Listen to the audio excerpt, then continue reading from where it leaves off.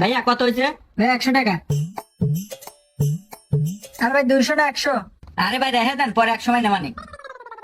ভাই গাড়ি যদি নেন একদম 1,10,000। কিন্তু আমার কাছে আছে 1 লাখ টাকা, এতে যদি দেন তে দেন।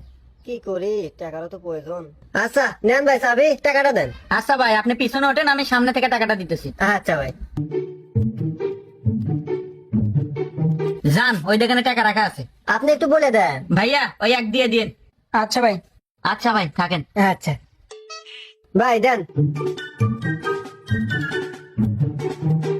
আরে ভাই আপনি পাগল নাকি? 100 টাকা না তো, 1,00,000 টাকা। এ ভাই পাগল আমি না আপনি, ও তো থিয়েই গেছে 100 টাকা।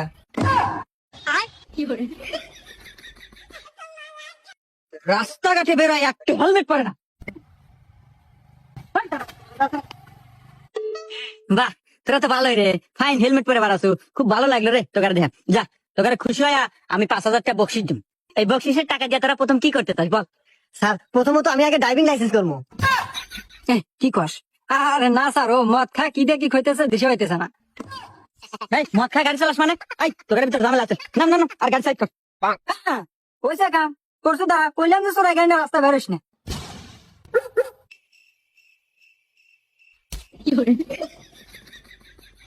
এই, তোর থেকে 300 টাকা ভাই, টিহা দে। টিহা টিহা টিহা। আরে তোর থেকে 300 টাকা ভাই, টিহা দে।